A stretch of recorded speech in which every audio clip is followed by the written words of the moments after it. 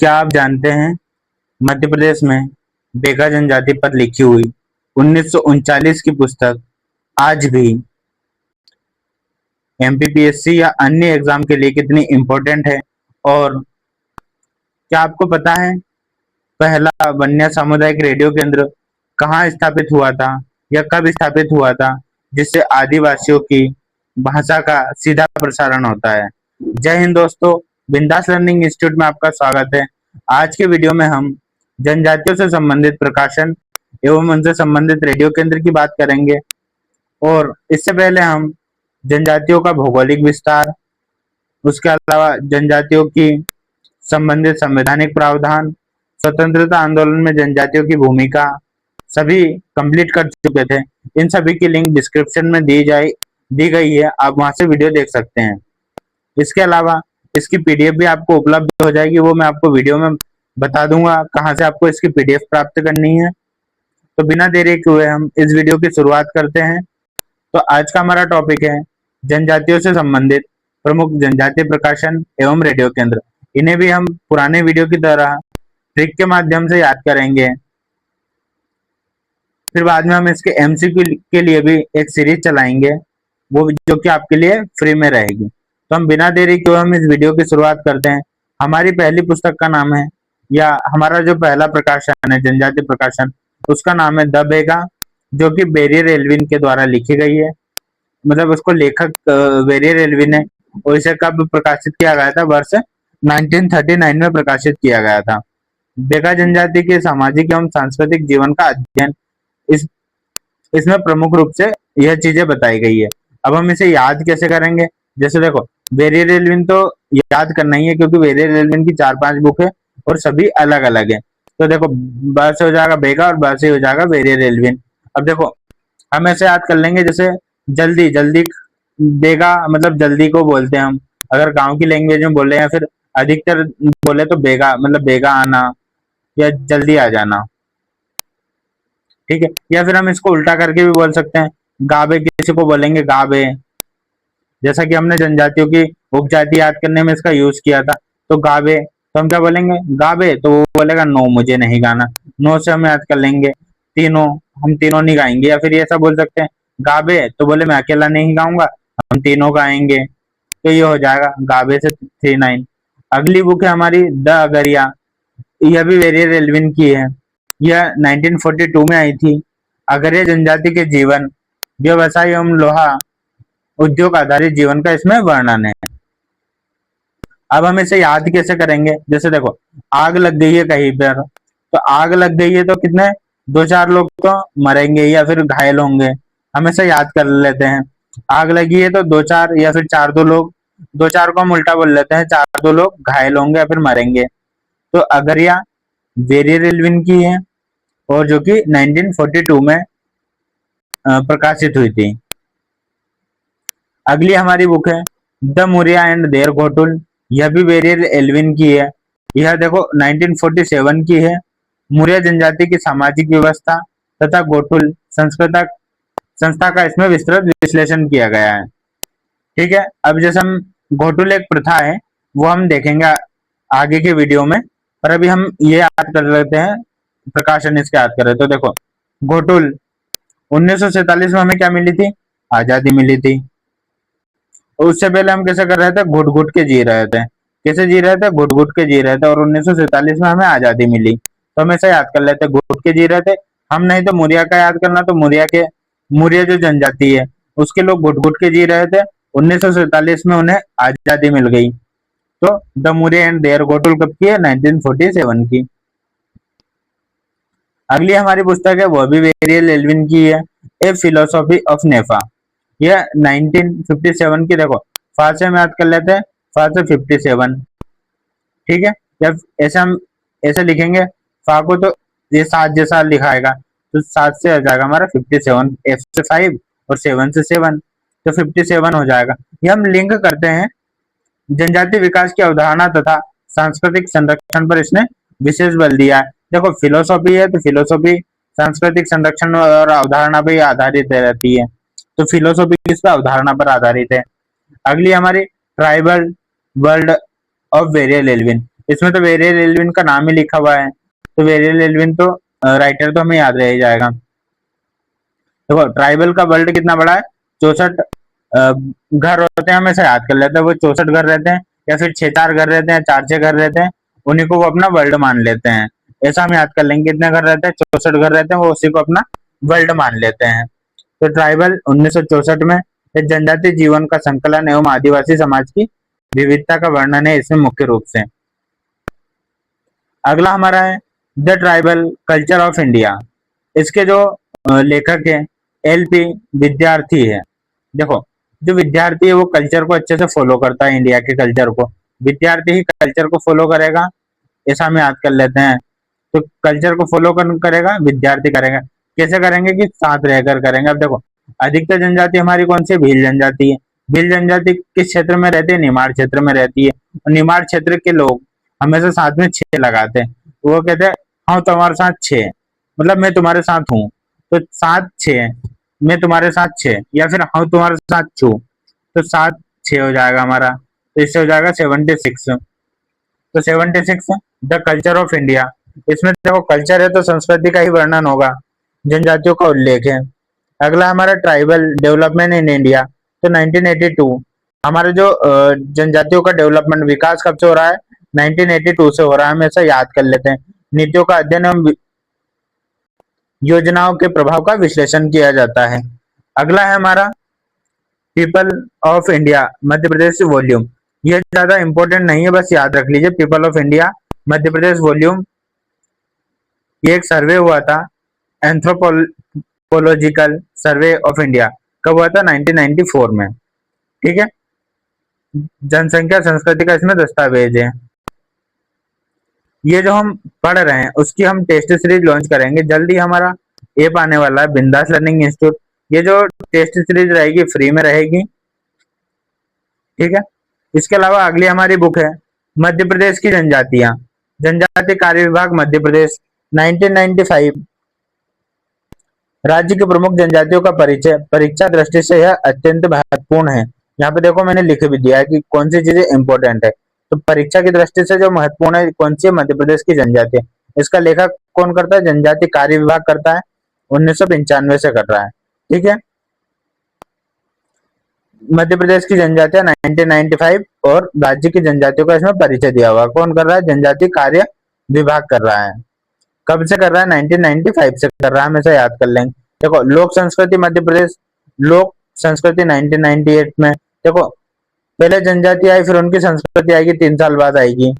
तो संस्कृति या परंपरा बनने में समय लगता है, ऐसा हम याद करेंगे। तो जनजाति आई थी 1995 में, संस्कृति आई 1998 में।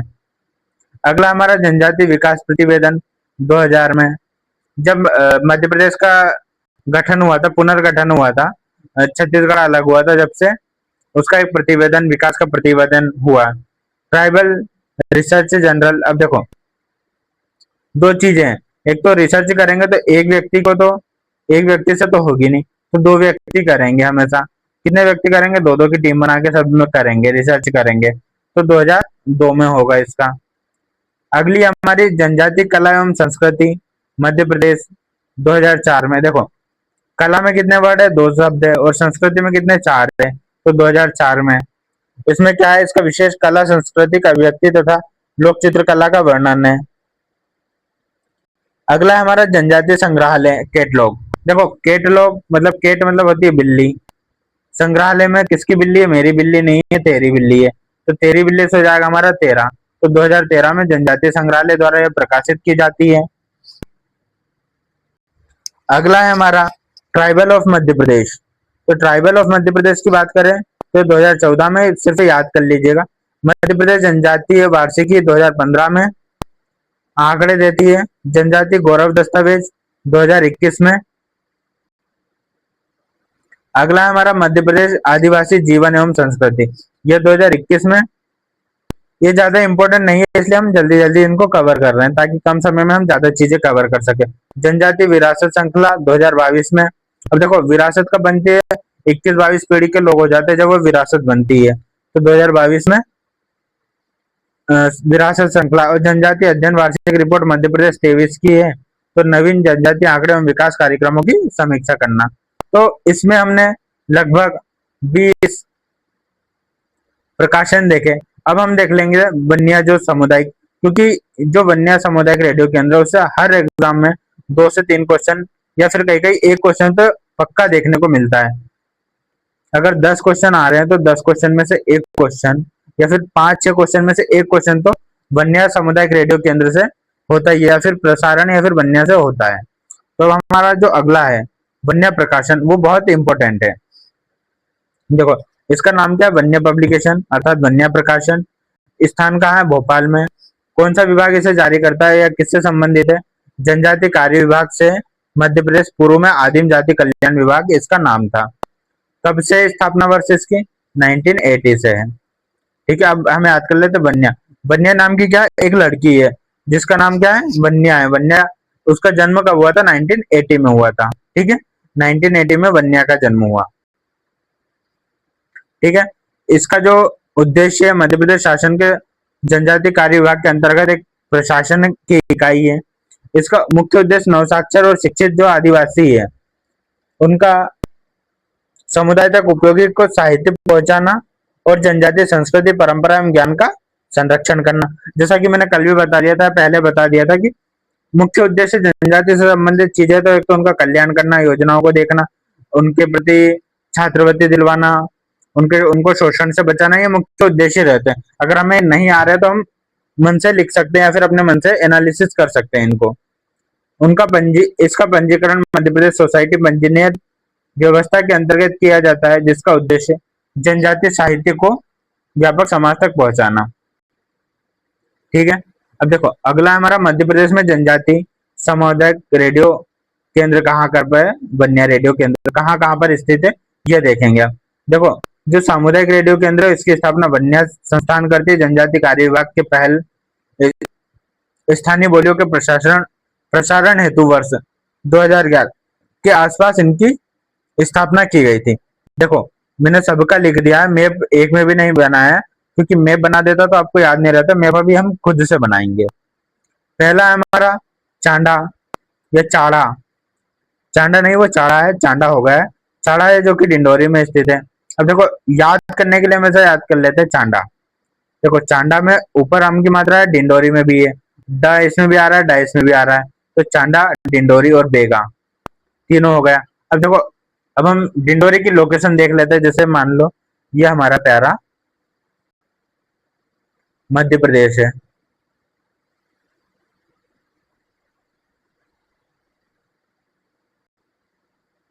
ठीक है, तो इसमें हमारा डिंडोरी कहाँ जाएगा, ये जो क्षेत्र है यहाँ पर हमारा डिंडोरी है।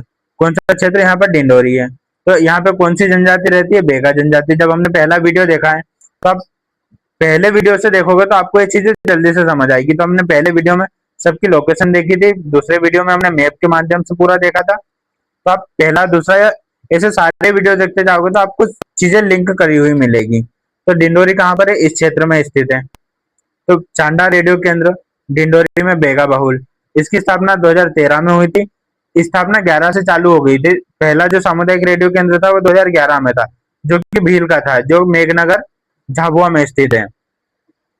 तो 11 से इनकी स्थापना चालू हो गई थी, लेकिन यह कंप्लीट कब हुआ था, 13 में हुआ था। इसका उद्देश्य बेगानी बोली सूचना, स्वास्थ्य, कृषि जागरूकता कार्यक्रमों का प्रसारण करना। वही मैंने बताया था, ये एक जो बेगा जनजाति पिछड़ी जनजाति है, सामाजिक स्थानीय समुदाय सक्रिय रूप से इसमें भाग लेता है। अगला है हमारा बैहर जिला बालाघाट। बैहर कहाँ पर है, बालाघाट में स्थित है। यह भी बेहा जो बेगा जनजाति बहुल क्षेत्र है। अभी हमने देखा था कौन सा, डिंडोरी। ये जैसे कि हमारा प्यारा मध्य प्रदेश फिर से हम बना लेते हैं। ठीक है, तो ये देखो जहाँ डिंडोरी है डिंडोरी के पास ही बालाघाट है। हमने देखा था जो बेगा जनजाति है डिंडोरी बालाघाट मतलब दक्षिण पूर्वी क्षेत्र में निवास करती है। तो इसकी स्थापना भी ये 13 में हुआ था, ये 12-13 में, मतलब लगभग 11-12-13 में सभी जो सामुदायिक रेडियो केंद्र है उनका विस्तार हो चुका था या फिर बन चुके थे। उद्देश्य तो वही है, बेगा जनजातीय सरकारी योजनाओं की जानकारी देना, सांस्कृतिक पहचान को बढ़ावा देना, ये देखो यहाँ पे लिखा भी है, बालाघाट बेगा आबादी वाला क्षेत्र एवं कृषि स्वास्थ्य आधार पर प्रसारित किए जाते हैं। देखो जो रेडियो सामुदायिक केंद्र है, उसका उद्देश्य रहता है कि जो स्थानीय मतलब जो जनजातियों की भाषा है उसका सीधा प्रसारण होता है उससे। ठीक है। अगला हमारा खालवा, जो कि खंडवा जिले में स्थित है, जो कि कोरकू से संबंधित है, कोरकू बहुल क्षेत्र है। उद्देश्य कोरकू शिक्षा स्वास्थ्य संबंधी जागरूकता फैलाना। देखो कोरकू जनजाति खंडवा का हमें पता है, खंडवा किधर है, इससे आपको मध्य प्रदेश का मैप भी याद हो जाएगा। ठीक है। अगर हम खंडवा की बात करें तो खंडवा खरगोन ये इस क्षेत्र में स्थित है। ठीक है। यहाँ पर तो ये जो खंडवा खरगोन में यहाँ पर कौन सा कोरकू बहुल क्षेत्र है। अगला हमारा चिचोली, जिला बैतूल गोंड बहुल क्षेत्र, यह कहाँ पर स्थित है, बैतूल में। बैतूल को हमें पता है, बैतूल कहाँ पर है, ये हमारा यहाँ पर बैतूल है। मैप बना के मैं बता देता हूँ आपको।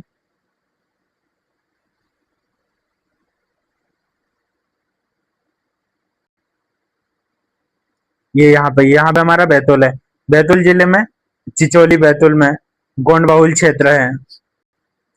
अगला हमारा नालचा धार, जो कि भील भील जनजाति आपको बताइए किस क्षेत्र में है, धार जिले में अधिकतर है, धार झाबुआ अलीराजपुर साइड। तो ये धार हमारा इस साइड हो जाएगा। अगर हम मैप में देखें ये तो यहाँ पर हो जाएगा हमारा धार। ठीक है। अगला हमारा मेघनगर, मेघनगर झाबुआ में स्थित है, यह भील बहुल क्षेत्र है। यह सबसे पहला है जो कि 2011 में हुआ था, 13 में नहीं हुआ था, 2011 में हुआ था। भील मेघनगर झाबुआ, झाबुआ आपको पता है झाबुआ में सबसे अधिक भील जनजाति या फिर जनजाति सबसे अधिक जनजाति धार जिले में रहती है, हमने याद करा था। ठीक है। और उसका ये इसके लिए हमने ट्रिक से भी याद करा था कौन सी जनजाति कहाँ रहती है। ये पिछले वीडियो में आप देखोगे तो आपको पता चल जाएगा, इसलिए आप पूरी सीरीज देखते हुए चलें तो आपको जल्दी चीजें याद होगी। कुछ चीज हमने पहले ट्रिक से बना के याद करवा चुका हूं मैं। अगला है हमारा मेघनगर झाबुआ, मेघनगर झाबुआ, झाबुआ जो हमारा इस क्षेत्र में स्थित है, झाबुआ अलीराजपुर। ठीक है। अगला हमारा सिसई जिला श्योपुर, श्योपुर में कौन सी सहरिया जनजाति निवास करती है, श्योपुर हमारा ऊपरी उत्तरी क्षेत्र में है। तो यहाँ पर स से सिसईपुर और स से सीहोर हो गया और स से ही सहरिया जनजाति हो गया। उद्देश्य तो सबको पता है, स्वास्थ्य कुपोषण निवारण जागरूकता फैलाना। पीवीटी जनजाति है, 3 पीवीटी जी जनजाति है, बेगा भारिया सहरिया। आप कमेंट के माध्यम से बताइए किस किस क्षेत्र में स्थित है। मैंने इसकी भी ट्रिक बना के बताई थी, जैसे बेगा चक्के किसके बेगा कहाँ के, बेगा भारिया सहरिया है, पातालकोट के भारिया, श्योपुर के सहरिया। अगला हमारा 8 भिजोरी, भिजोरी कहाँ है, छिंदवाड़ा जिले में, यह भारिया क्षेत्र से बहुल क्षेत्र है। इसकी स्थापना 1213 में हुई थी। छिंदवाड़ा हमारा, यह हमारा प्यारा मध्य प्रदेश।